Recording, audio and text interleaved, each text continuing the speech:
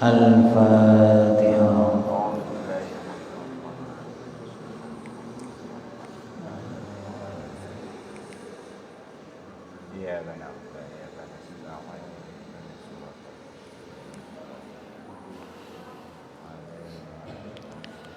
Bismillahirrahmanirrahim. Qala al-muallif rahimahullahu ta'ala wa nafa'ana bi ulumihi fid dharain amin. Kemarin sudah dijelaskan menurut hadis muttafaqun alaih, Rasulullah bersabda, saya tidak takut kalian untuk menjadi orang yang syirik, tapi yang paling saya takutkan adalah kalian saling panas-panasan urusan dunia. Orang yang melakukan kesyirikan atau syirik kepada Allah itu tidak terlalu banyak. Tidak terlalu banyak orang yang melakukan kesyirikan kepada Allah. Ada tapi tidak terlalu banyak. Tapi kalau urusan panas-panasan urusan dunia, ini hampir semua orang melakukan. Kita lihat guys, ada orang punya sepeda motor baru panas, ada punya mobil baru panas. Yang punya mobil baru juga kadang memang hatinya sedikit pamer, begitu. Itu yang punya dunia ya, sama orang yang amit nuwun sewu ini yang punya santri banyak, kadang juga begitu. Ketika ketemu dengan temannya yang santrinya sedikit, hatinya itu bergerak ya. Hatinya bergerak. Apalagi santrinya ditampilkan ikut lomba ini lomba itu, ini hatinya itu mesti bergerak itu. Yang nggak bergerak itu hanya orang-orang yang soleh. Orang-orang yang soleh insya Allah selamat dari penyakit-penyakit seperti ini. Tanafus fid dunya, panas-panasan urusan dunia, panas-panasan soal murid ya, santri, soal pondok pesantren, soal masjid juga ya. Kadang juga tanafus karena menjadi imam sholat, kadang jadi khotib, kadang begitu ya. Hanya orang-orang yang soleh, yang takut kepada Allah, yang jauh dari penyakit-penyakit seperti ini. Sama ya, setan itu mengganggu kita. Itu lihat kondisi ya, kondisional, kata bahasa sekarang kondisional. Jadi setan menggoda kita itu lihat kondisi, menyesuaikan kondisi, pasti setan masuk. Contoh, ketika kita ini mempunyai dunia harta, mungkinlah uang atau apalah, maka setan itu menggoda kita menyesuaikan dengan apa yang kita miliki. Ya, bisa sombong, bisa pamer, bisa mencaci orang. Ketika setan itu ingin menggoda orang yang berilmu, juga menyesuaikan diri ya, menyesuaikan diri. Inilah setan ya, liciknya luar biasa. Orang yang digoda umpamanya punya ilmu, banyak jamaahnya, banyak pengikutnya, atau banyak santrinya. Setan menggodanya pakai itu, pakai banyak santri, banyak jamaah itu. Bagaimana dia itu sekiranya sombong, meremehkan orang yang lebih sedikit santrinya. Yang tidak punya santri pun, nah ini setan juga menggoda lah ya. Jangan dikira yang nggak punya santri gak digoda, sama ya, digoda juga sama setan. Apa? Atau santrinya lebih sedikit. Apa godanya setan? Syirik ya. Artinya syirik itu iri ya, iri. Kadang yang santrinya banyak itu dikabarkan, oh ya pantas saja santrinya banyak. Karena sering bersiasat namanya, sering bohongi orang, akhirnya santrinya banyak. Apa ada orang yang begini? Ada. Saya tahu sendiri ya. Jadi yang santrinya banyak itu dikabarkan begini. Yang santrinya banyak juga cerita ke saya bahwa si A itu hatinya jelek ya. Nah gitu, hatinya jelek. suka gini, irian.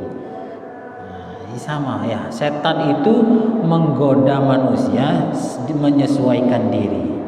Yang banyak santrinya digoda dengan cara banyak santrinya, yang sedikit santrinya juga digoda dengan sedikit santrinya. Sama-sama digoda oleh setan. Yang kaya digoda dengan kekayaan, yang miskin digoda dengan kemiskinan. Semua intinya adalah tanafus, saling panas-panasan atau rebutan ingin posisi yang tertinggi daripada yang lain. Nauzubillah. Hanya orang-orang soleh yang bisa terjauh dari penyakit-penyakit seperti ini. Yang tahu itu hanya dirinya dan Allah Ta'ala. Orang lain tidak tahu. Kelihatannya tampak soleh, ya, sering dicium tangannya, mungkin begitu. Hati kita tidak tahu ya urusan hati. Jadi Rasulullah itu paling ditakuti kepada kita oleh Rasulullah adalah tanafus urusan dunia, rebutan posisi tertinggi atau pamer atau panas-panasan urusan dunia. Sama dunia yang berbentuk harta atau yang kita miliki menjadi dunia karena ikut godaan setan. Sekarang yang nomor 54. Wa an Abi Zaidin Abrini Akhtab al-Ansar radhiyallahu anhu qala shalla bina Rasulullah sallallahu alaihi wasallam al-fajr wa sa'ida al-minbar fa khatabana hatta hadarat adh-dhuhr fa nazala fa shalla thumma sa'ida al-minbar fa khataba. Ini begini, Rasulullah ini 24 jam itu sholat ceramah. Jadi 24 itu sahabat mendengarkan ceramahnya Rasulullah 24 jam. Jadi Rasulullah sholat subuh, kemudian ceramah, naik ke mimbar berceramah. Kemudian hatta hadar zuhur. Jadi Rasulullah itu menyampaikan ceramahnya mulai setelah subuh sampai zuhur. Wih, ini kalau bukan sahabat nggak mungkin ini bisa nuruti ya. Kalau orang lusuki ceramah lama-lama, wah tinakinya kebijamahnya. Ini. Jadi Rasulullah itu setelah salat subuh ceramah memberikan ilmu kepada sahabat mulai setelah subuh sampai zuhur. Nah, setelah zuhur masuk salat zuhur, Rasulullah turun dari mimbarnya. Kemudian salat zuhur. Setelah zuhur Rasulullah naik lagi ke mimbar, ceramah lagi. Sampai apa? Hatta hadratil asr. Sampai asar. Jadi ceramah itu subuh sampai zuhur, dari zuhur sampai asar. Tsumma nazala fa shalla tsumma sa'ida al-mimbar hatta gharabatis syamsu. Nah, begitu juga setelah salat asar Rasulullah menjelang sholat asar turun dari mimbarnya, sholat asar, setelah asar naik lagi ke mimbarnya, ceramah lagi. Fa akhbarna ma kana wa kain fa alamnahu wa hafadnahu rawahu Muslim. Nah, setelah itu karena Rasulullah banyak ceramah ya, banyak menyampaikan tentang ilmu termasuk Al-Qur'an, disitulah sahabat-sahabat yang banyak ilmunya, artinya yang cerdas-cerdas itu banyak ilmunya. Ketika banyak ilmunya kemudian disebarkan. Jadi kemudian Rasulullah ini memberikan memberikan ilmu yang sangat banyak sampai hampir 24 jam. Sahabatnya yang alim-alim akhirnya ketemu, oh ini yang alim, oh ini yang ahli Al-Quran, ini yang ahli hadis. Jadi ngaji itu memang tidak ada batasnya. Kapanpun ngaji, sampai tua pun harus ngaji. Sampai tua harus ngaji. Jangan kemudian setelah punya anak berhenti ngaji, ndak terus ya. Sebab kita ini pasti mempunyai ibadah-ibadah yang tidak sesuai dengan syariat. Mungkin ibadah zahir. Nah, ibadah zahir apa? Contohnya ya wudu ya, sholat ya, harus ngaji. Ada juga kalau sudah pintar ilmu sholatnya, ilmu wudunya sudah tepat, ada yang belajar ilmu hati untuk menjaga hatinya agar supaya semakin lama semakin bersih. Begitu.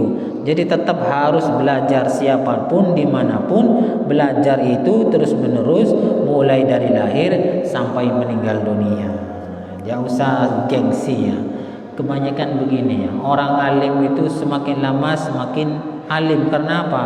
Karena dia itu selalu belajar. Setelah saya amati begitu, orang alim itu setiap hari belajar. Yang ruwet ini kan yang awam-awam ya, sudah gak mau belajar, ketika diberitahu, memberitahu, diceritain, nyeritain.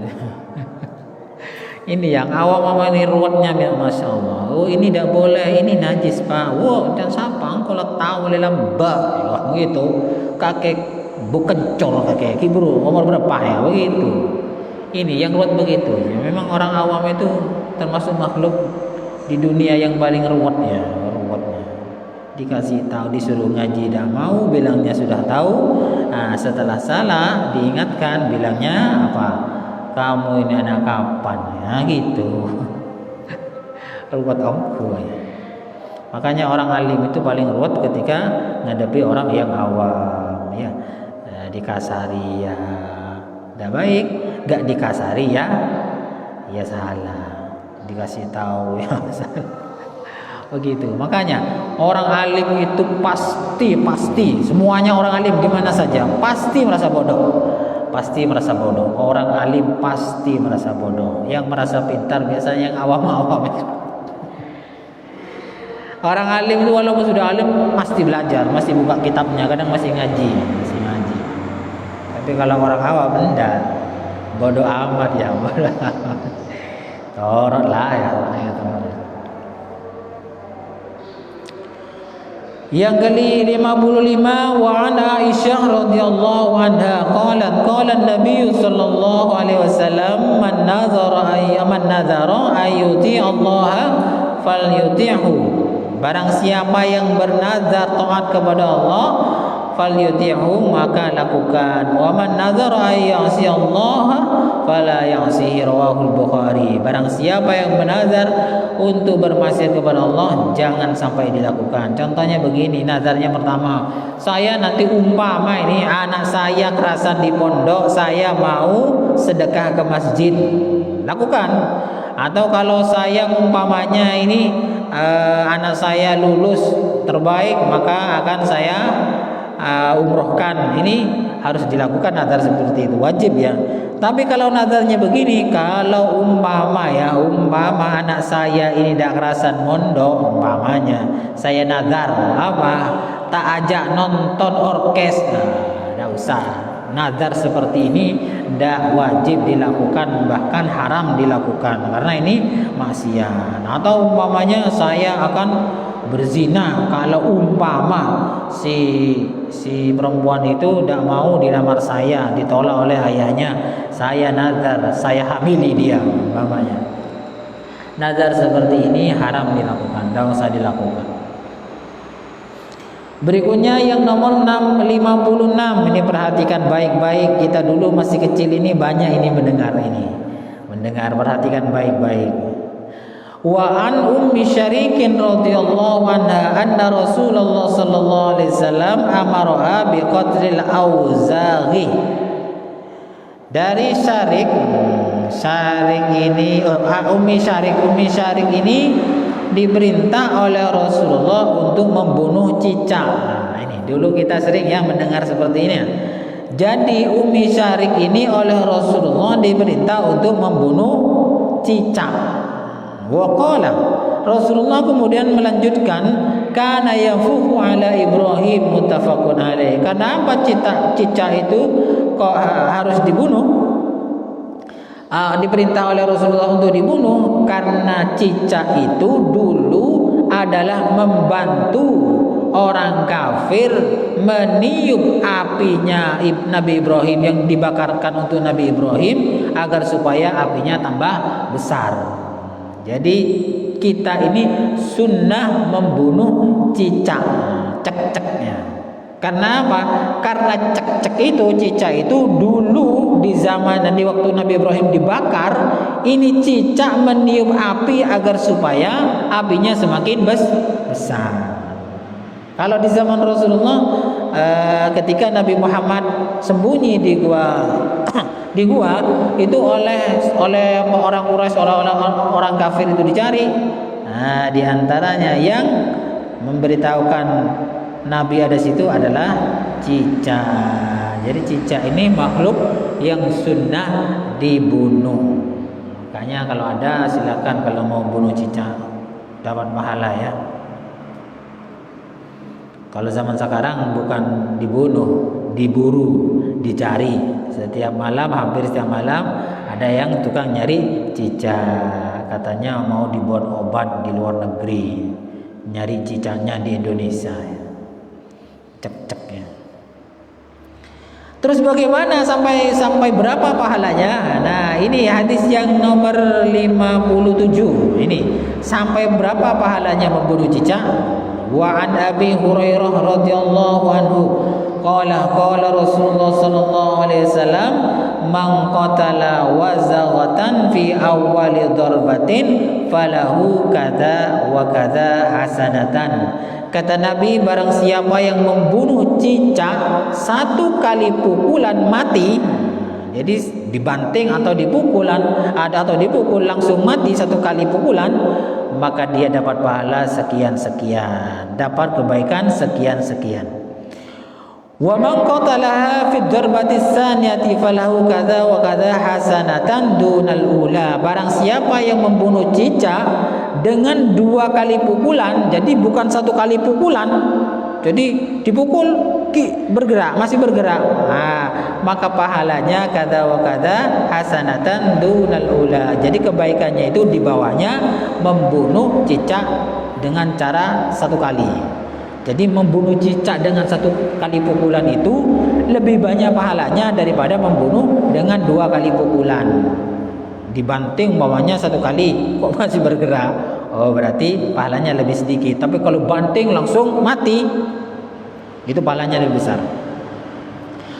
Wa in qatalaha fi darbati tsalitsah falahu kadza wa kadza hasanatan. Barang siapa umpamanya membunuh cicak itu sampai 3 pukulan, maka pahalanya lebih sedikit lagi. Jadi kita kalau membunuh cicak sebaiknya 1 kali saja. Kalau dulu saya dengar tuh waktu masih kecil, kita ini sunnah membunuh cicak 1 kali pukulan. Kalau udah 1 kali pukulan hukumnya dosa. Nah, berita seperti ini kurang benar. Yang benar seperti ini ya, seperti tadi. Wa fi riwayatin, ini yang lebih jelas. Wa fi riwayatin man qatala wazaghan fi awwali darbatin kutiba lahu mi'atu hasanatin. Nah, ini yang riwayat lain yang lebih jelas hadisnya. Artinya apa? Barang siapa yang membunuh cicak 1 kali pukulan, maka akan ditulis 100 kebaikan untuk pembunuhnya.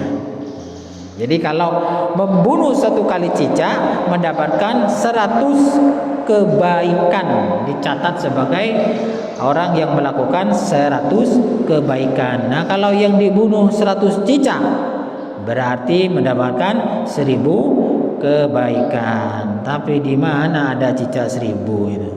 Kecuali mempunyai ternak cicak ya. Kalau di masjid paling ya ada 10 ya, 15.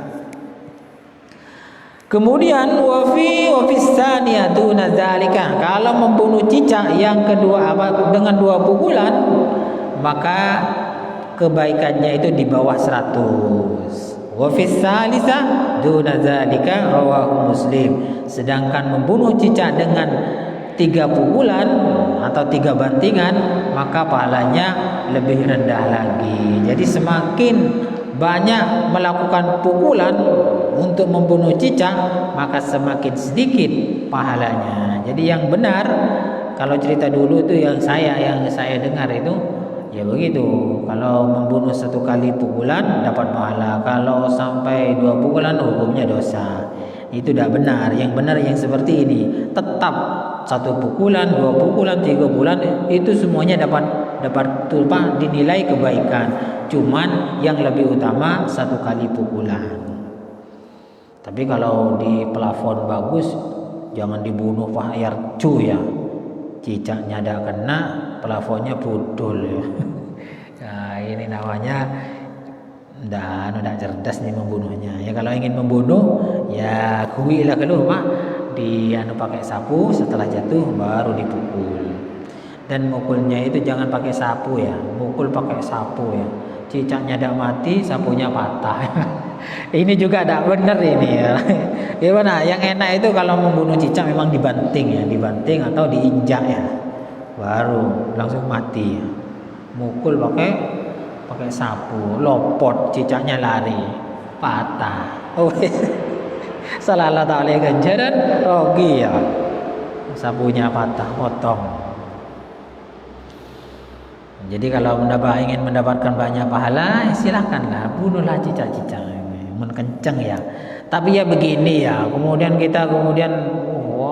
sedikit-sedikit cari cicak, jangan ya. Artinya apa? Kebaikan itu banyak, bukan hanya soal membunuh cicak. Jangan apa benarnya cek-cek, sampai tak bejeng, cek-cek melulu. Jangan, ya tetap kita ini cuman apa ya, ngasih tahu. Nama itu ngasih tahu.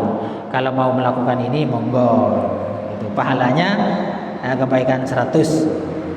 Kalau tidak mau melakukan ya tidak apa-apa. Cukup sekian dulu, kurang lebihnya saya mohon maaf. Mudah-mudahan bermanfaat. Wallahu a'lam bishawab. Al-Fatihah.